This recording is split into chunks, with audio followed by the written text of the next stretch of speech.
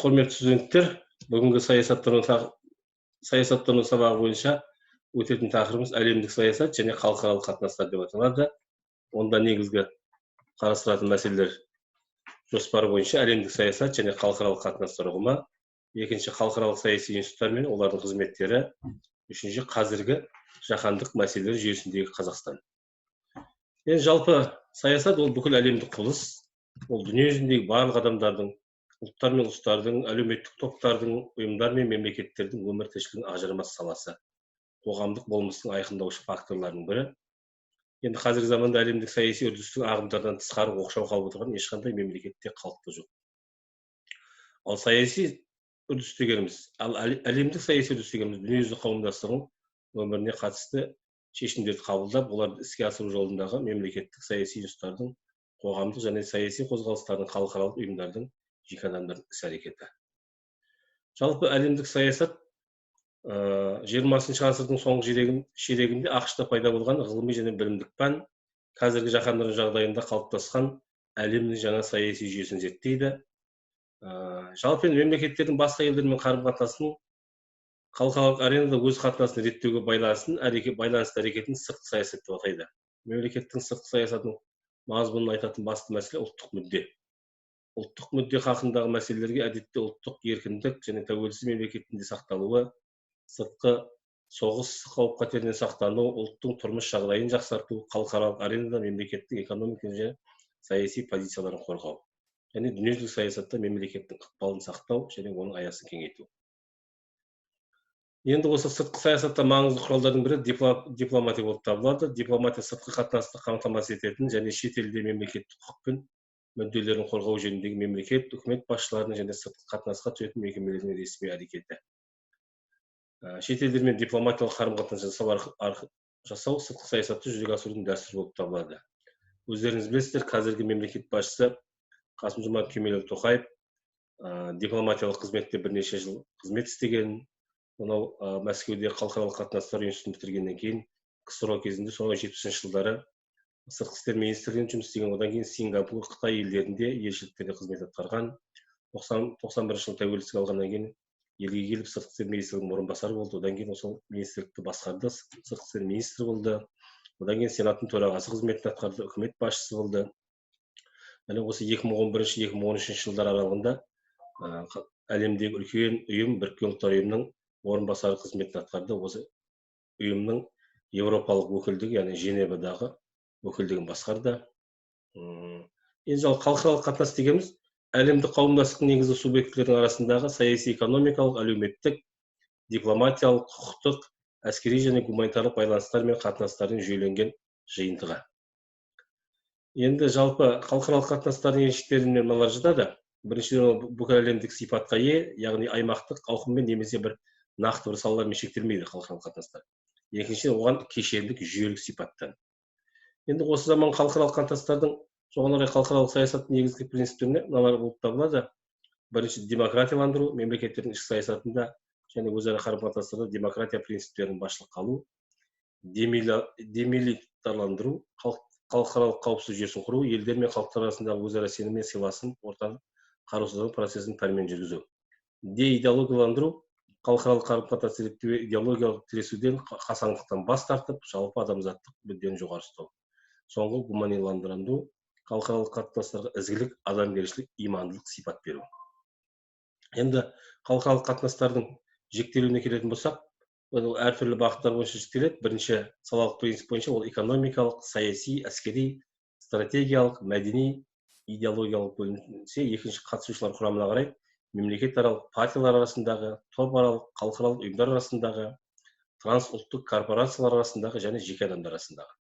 Үшінші, геосаяси критерийлер бойынша жаһандық, аймақтық, субаймақтық болып бөлінеді. Төртінші, халықаралық қатынастардың қалыптасқан жағдайына байланысты тұрақтылық немесе тұрақсыздық, өзара сенім немесе көзқарастар қайшылық, ынтымақтастық немесе шиеленіс болып бөлінеді. Енді осы халықаралық қатынастарды, сыртқы саясатты жүргізетін жалпы халықаралық институттар. Осы халықаралық институттардың ең маңыздысы Біріккен ұлттар ұйымы. Ол Екінші дүниежүзілік соғыстан кейін КСРО, ақш, Қытай және Ұлыбритания мемлекеттерінің белсенділік танытуымен құрылған халықаралық ұйым. 45 жылы Сан-Францискодағы конференцияда антигитлерлік коалицияға мүше мемлекеттердің ұсынысымен құрылған егенді мемлекеттердің халықаралық ұйымы.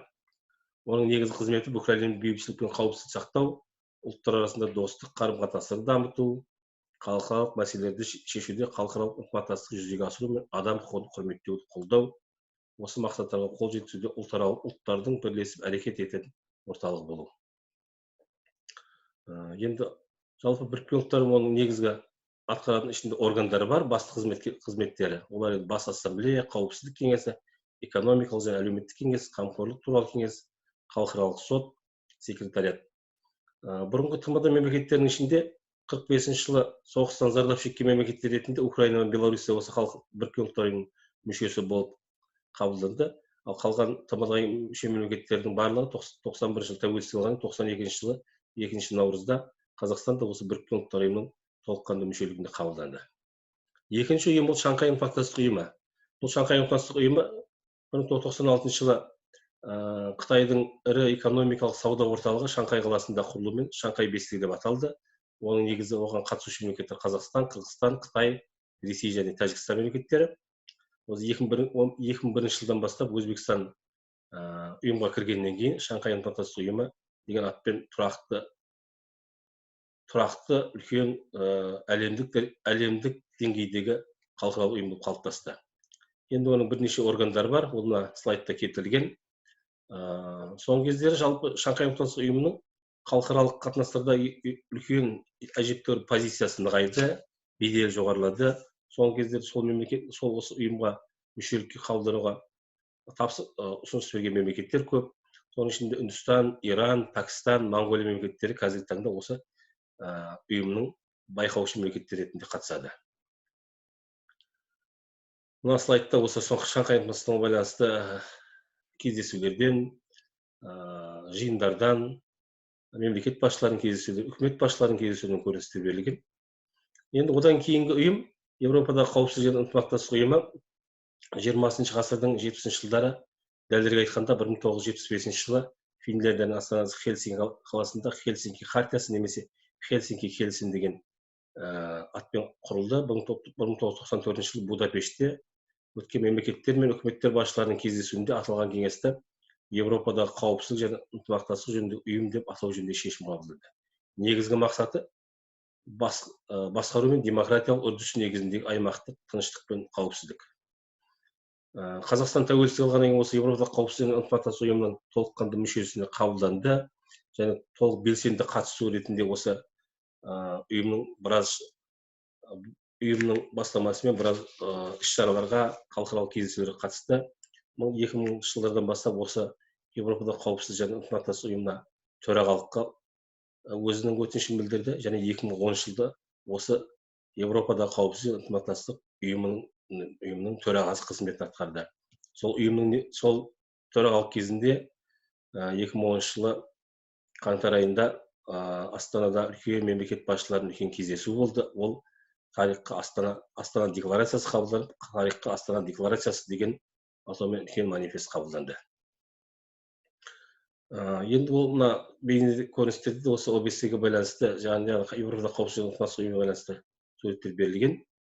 Одан кейінгі Азиядағы өзара ықпалдастық және сенім шаралары жөніндегі кеңес, бұл ұйымның қысқаша тарихы 1992 жылы біріккен ұлттар ұйымының ассамблеясы 47 сессиясында елбасымыз Нұрсұлтан Әбішұлы Назарбаев осы Еуропадағы қауіпсіздік және ынтымақтастық ұйымы секілді Азиядағы балама ұйым құру жөнінде ұсыныс айтты. Ол ұсыныс арада 10 жыл өткен 2002 жылы Алматы қаласында осы Азиядағы өзара ықпалдастық және сенім шаралары жөніндегі кеңестің алғашқы жиын өтті. Оған осы Азия құрлығына орналасқан 16 мемлекет басшысы және 40-қа жуық елдердің үкімет басшылары мен сыртқы істер министрлері қатысып, үлкен басқосу өтті. Жалпы оның әкімшілік органы Алматы қаласында әр 4 жыл сайын осы мемлекет басшылары осы Азиядағы саяси қауіпсіздік, тұрақтылық, сыртқы байланыстар жөніндегі кездесулер болып тұрады. Енді үшінші сұрақ, қазір жаһандық мәселелер жүйесіндегі Қазақстан. Жалпы Қазақстан 1991 жылы тәуелсіздік алғаннан кейін өзінің сыртқы саяси бағытында көп векторлы саясат ұстанды, яғни барлық елдермен тиімді экономикалық, саяси қарым-қатынастар орнату. Енді алғашқы жылдардан бастап осы қазіргі таңда Алматы және Нұр-Сұлтан қалаларында 100-ге жуық елшілік пен халықаралық ұйымдар өкілдіктері тіркелді. Әлемнің 150-ден астам елінде Қазақстанның дипломатиялық өкілдіктері ашылды және 70-тен астам халықаралық ұйымның мүшесі атанды. Жалпы мемлекет басшылығы сыртқы саясат арқылы жетекші елдердің қолдауына сүйеніп, саяси, экономикалық, инвестициялық байланыстарын кеңейтуге жағдайлар жасап отыр. Енді жалпы осы сыртқы саясатта басым бағыттардың бірі ғасырлар бойы көрші болып келген туысқан, қаны бір туысқан мәдени және саяси экономикалық жағынан қарым-қатынаста болып келген көрші орталық Азия мемлекеттерімен ынтымақтастық ерекше серпін береді. Өйткені бұл мемлекеттермен біздің ата-бабаларымыз сонау бірнеше ғасырлардан бері бірге көршілік және тату туыстық байланыста осы жердің аймақтың тұрақтылығын сақтауда бірге атсалысып келе жатыр. Екінші, сыртқы саясатта басым бағыттардың бірі, жалпы саясаттағы басты бағыттардың бірі Ресеймен қарым-қатынас болып табылады. Бұл мемлекеттер біздің көп жылдар бойы тығыз қарым-қатынас болып келеді. Өзара бөлісіп жатқан мемлекеттік шекараның ұзындығы өзі 7591 шақырымға созылып жатыр. Әлемдегі ең үлкен осы мемлекеттік шекара Ресей мен Қазақстан арасында шекара. Біздің елмен Ресейдің 12 аймағы біздің елмен шектеседі екен. Сол аймақтармен біздің облыстардың арасында саяси, экономикалық байланыстар тығыз орнаған. Жыл сайын осы екі аймақтық трансшекаралық аймақтардың кездесулер болып тұрады. Мемлекет басшысы көлемінде, облыс әкімдерінің көлемінде, губернаторлардың көлемінде үлкен кездесулер болып тұрады. Енді Қазақстан мен Ресей арасында отын энергетикалық кешен, көлік және коммуникация, әскери техникалық және қорғаныс өнеркәсібі салалары бойынша байланыс орныққан. Олар енді бұл мемлекет Ресей мемлекетімен 1998 жылы сол кездегі мемлекет басшысы Борис Ельцинмен біздің мемлекет басшысы Нұрсұлтан Назарбаевтың арасында мәңгілік достық туралы келісімге қол қойып, сол келісім негізінде қазір үлкен экономикалық саяси байланыстар орнығып отыр. Енді Қазақстанның сыртқы саясатында тағы бір орны бар ерекше ұйым ол Еуропалық одақ. Еуропалық одақ елдері Қазақстанның негізгі экономиканың инвестиция тартушы мемлекеттер. Олармен 1995 жылы әріптестік және ынтымақтастық туралы келісімге қол қойылды. Солардың ішінде негізгі инвестор мемлекеттер Нидерланд, Ұлыбритания, Италия, Германия, Франция мемлекеттері. Тағы да бір Қазақстанның көп бағытты сыртқы саясатының тағы бір үлгісі Қазақстан Республикасы Америка Құрама Штаттары арасында қарым-қатынас. 92 жылы Қазақстандағы ақш-тың елшілігі ашылған. Президент Назарбаевтың 94 жылғы ақпандағы ресми сапары осы екі ел арасында демократиялық әріптестік туралы хартияға қол қойылды. Хартия әлемнің жетекші державасымен әріптестік қатынастың орнағандығын бекітті. Сонау Совет үкіметінің кезінде 1988 жылы Америка Құрама Штаттарындағы Шеврон компаниясы мен Қазақстан үкіметі арасындағы Каспий теңізіндегі мұнай кеніштерін игеру жөнінде үлкен келісімге қол жеткізіп, қазіргі таңда осы біріккен Шеврон компаниясы сол жерде мұнай өндіруде.